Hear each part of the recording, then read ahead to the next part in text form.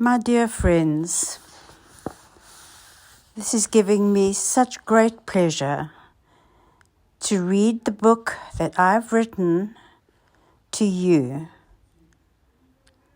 I hope that you'll enjoy this. Perhaps you'll sit somewhere comfortable with a cup of tea, or maybe you'll listen to it in bed at night.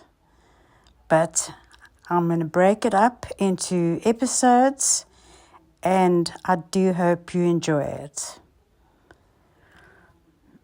It's called Life After Depression, My Daily Tug of War with Depression, written by myself. I dedicate this book to all those poor souls out there suffering daily from depression. We use the term suffering from depression so lightly sometimes, but only those who have really suffered with this affliction know what a lonely and misunderstood condition it is. The suffering is so very cruel.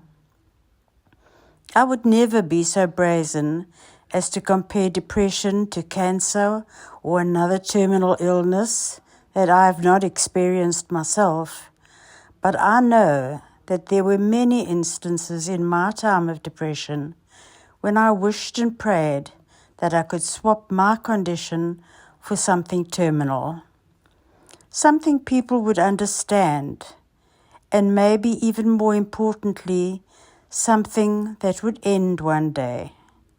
Even death would be far more preferable to this daily, ongoing suffering. Even a terminal illness, as painful and traumatic as it is understood by Mr. and Mrs. Public. We have all had contact with a friend or a family member who's been struck down with a dreadful disease. We phone them daily to check on their progress. We send them flowers and cards. We visit them, or we sit at their bedside quietly when they're too sick to make conversation. We try to imagine the pain that the patient is going through, secretly thanking God that it's not us. Depression, on the other hand, is often perceived as an overreaction to a life situation. I dedicate this to all those people who cannot afford medication and counseling. May you find peace from your troubled minds. I dedicate this to those who could not see the light at the end of their long, dark tunnel and ended their lives prematurely, leaving behind them grieving and confused family and friends. I dedicate this to those friends and family who are doing their best to understand the condition, even though they have never experienced it themselves. It must be so difficult for them. How could they possibly know the feeling of such hopelessness? And lastly, but by no means least importantly, I dedicate this to my own family, friends, and work colleagues who lived with me throughout those difficult years, giving me love and support when I needed it most, understanding when nobody else did. My children were mostly too young to understand what was going on at the time, but I dedicate this to them as well. Thank you for accepting Mommy the way she was. Thank you all. This book is a journal of my life and my daily tug of war with depression, my fight to get my life back from the black monster. It is my story about overcoming depression. I'm excited about sharing this with you, and I trust that you will find some comfort from reading about my experience. Writing this is bringing back some memories that I would rather have left safely tucked away. But in order to do so, it is necessary for me to open that closed drawer that I kept tightly closed. and unpack it, examine it, analyze it, and try to make some sense of it. I don't have the formal qualifications to advise on treatment of depression and will not be attempting to do so, but I think you will agree that serving a lifelong apprenticeship in depression myself must count for something. It's a pity there are no diplomas or certificates awarded for this. I'm sure I'd be student of the decade. I sincerely hope that with my life experience, I am able, in the writing of this book, to help you feel less alone if you're reading this, or perhaps just a little better understood. Chapter 1. It's 2 a.m. and I lie staring into the darkness yet again. Why does it always feel like I'm the only person awake in the whole world? I'm sure there are other people who are suffering from insomnia. I'm sure they don't feel that the world is coming to an end for them.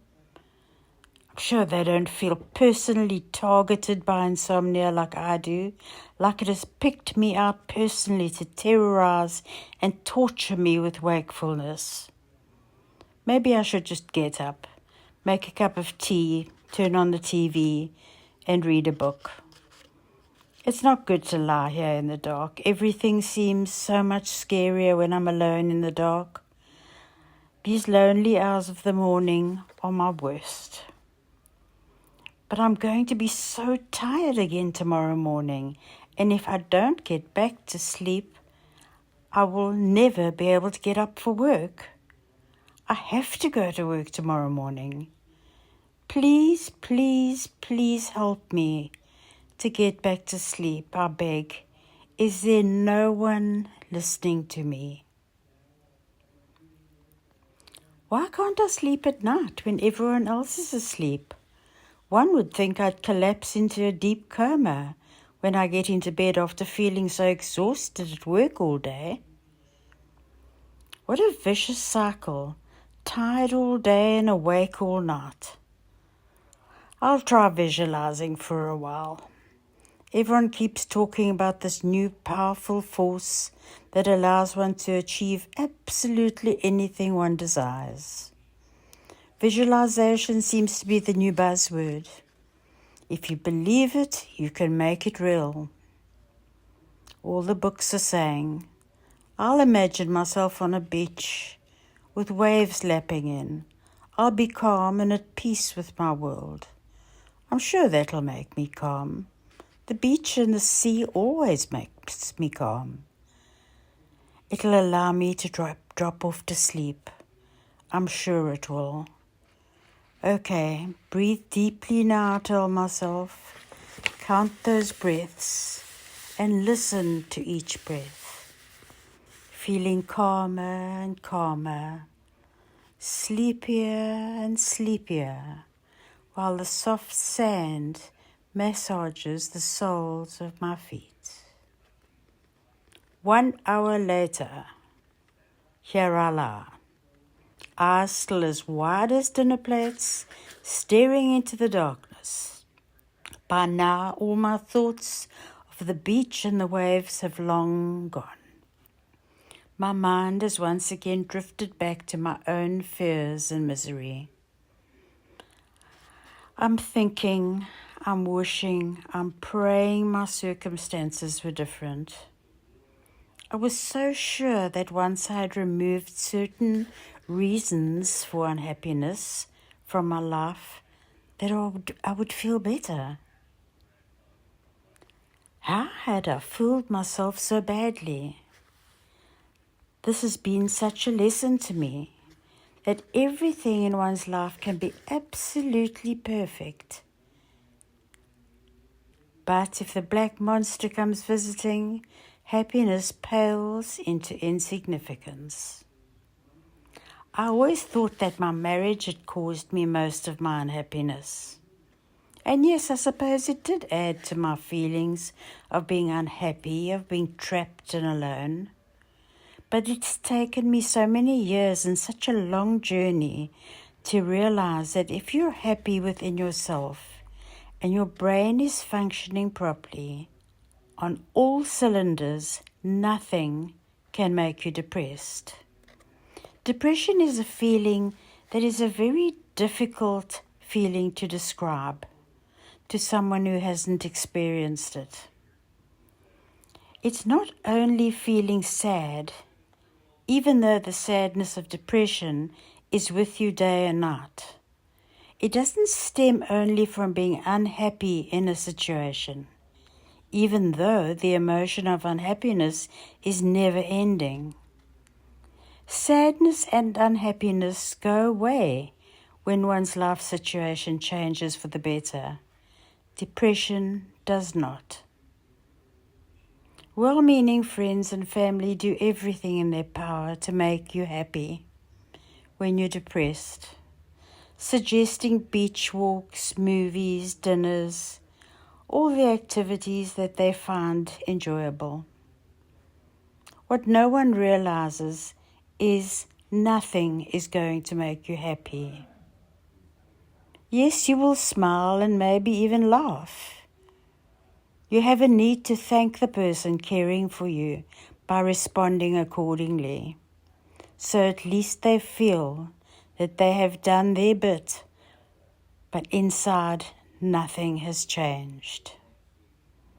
Why am I writing this down? Selfishly, I suppose, to find out if there's some deeper meaning for my existence than what I can see now. And secondly, and probably a nobler reason, to comfort others who suffer with this condition. This life of mine can't just be the mistake it feels like right now. Maybe if I write it down, it'll make some sense. So here goes. Thank you for listening, and I hope you'll be back next time for the second episode.